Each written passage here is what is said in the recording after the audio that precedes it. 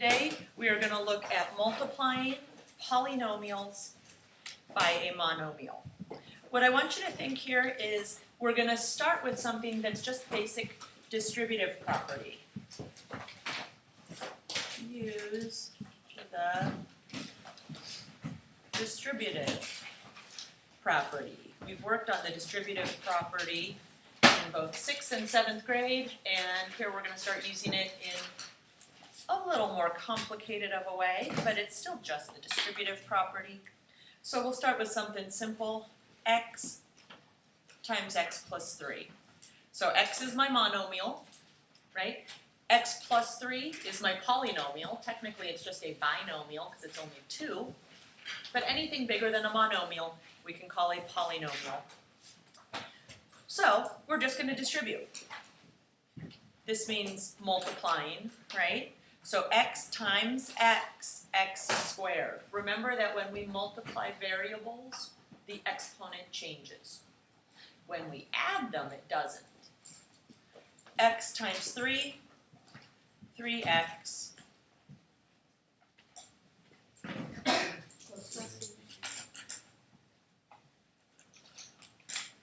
Okay, so real slow there with the distributive property.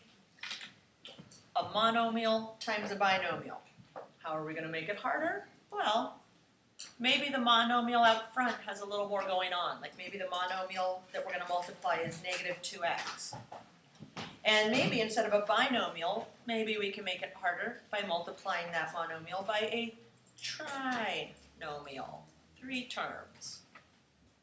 So negative 2x is going to be multiplied by 4x squared minus 3x plus 5. So the only difference is that as I'm multiplying and using the distributive property, I have more to distribute. That's all.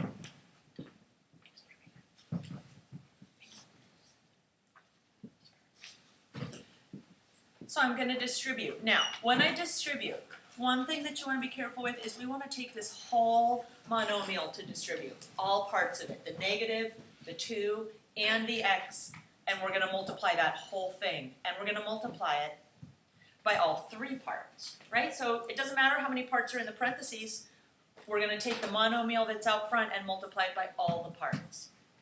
Now, if you need to write each part separately, you can. For example, if you want to write negative 2x times 4x squared, and then from there simplify it and get that answer, you can write that down if you want to write each step. If you can do it mentally, then you don't need to write this step and you can go straight to the answer.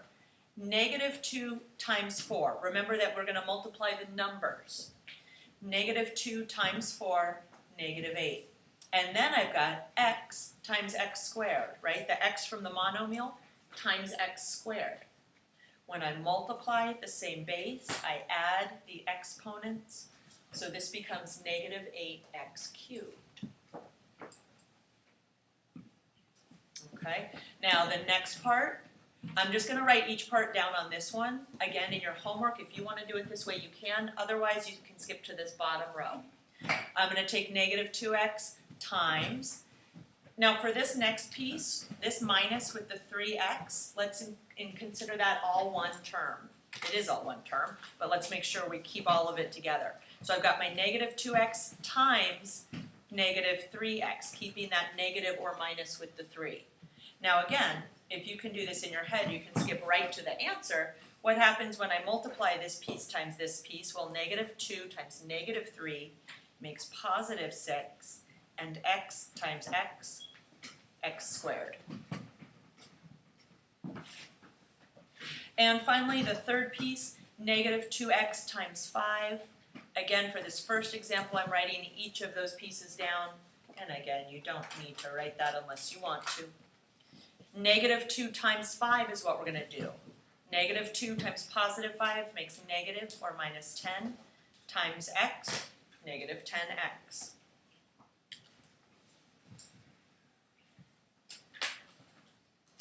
Are these like terms? Could I combine them? They're being added and subtracted. Could I combine them? Are they like terms that I could add or subtract? Good, I see some thumbs down.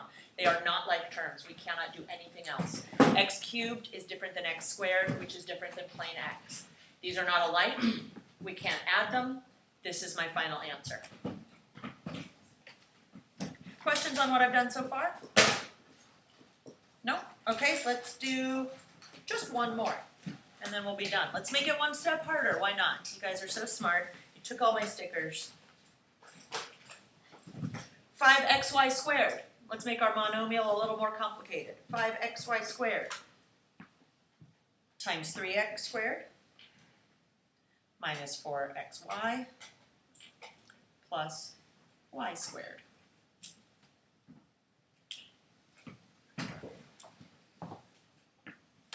Okay. Again, we're going to take the monomial that's out front, we're going to take this entire thing and distribute it to each part that's on the inside. Now for this one, I'm not going to write down each little multiplication step separately. Let's try to do it with mental math. So those of you who are ready to do that can just do it this way on your homework. If I do the first term, I'm going to take the 5 times 3, and I get 15. I'm going to take x times x squared. When I multiply the same base, I add the exponents. 1 plus 2 makes x cubed. Now I look at y squared. Well, there's no y's to multiply it by, so it's not going to change. It stays y squared. This is from just the first multiplication. For the second piece, again, let's make sure we multiply 5xy squared by this whole thing, including the sign. So when I do my numbers, I'm going to say 5 times negative 4, which makes negative, or minus 20. I take x times x, that's going to make x squared. I take y squared times y. When I multiply the same base, I add the exponents. 2 plus 1 makes y cubed. If there's anything I say or do up here that's confusing, raise your hand, ask. If I'm going too fast, ask me to slow down. Final piece, 5xy squared times y squared. 5 times the invisible 1 is just 5.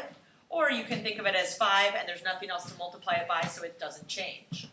X times, oh, there's no other x's, so guess what's going to happen? That x will not change. I think it's just the wind, Daniel.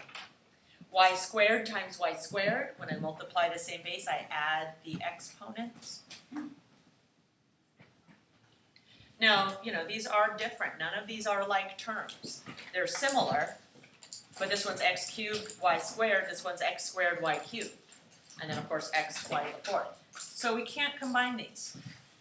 Done. All you have to do is be very careful, watching out for all the variables, watching out for signs. Now, the only other thing I want to show you, I'm not going to do another problem, and you don't need to write this down if you don't want to, but let me just show you in the book. Number 10.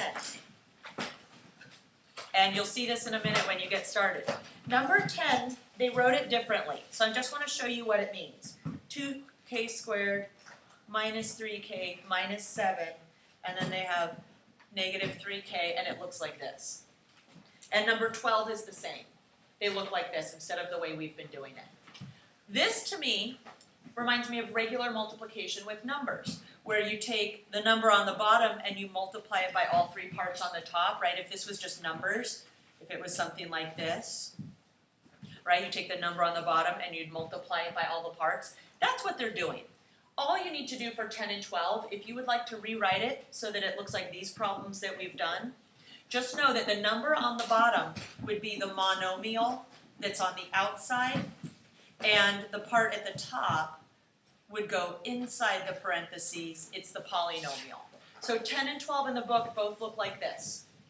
If you prefer, and I would do this if I were you, I would rewrite them this way to do the distributive property. If you want to try it this way, you can. It's the same thing. You're multiplying the term on the bottom times the polynomial on top. But if you prefer to rewrite it, it would look like this, and then you just do the same stuff we just did. So your homework,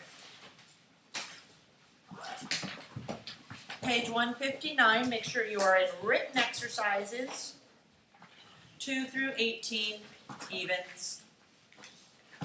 Write the problem, show your work. There's not much work to show, but if there is, show it, and box your answer.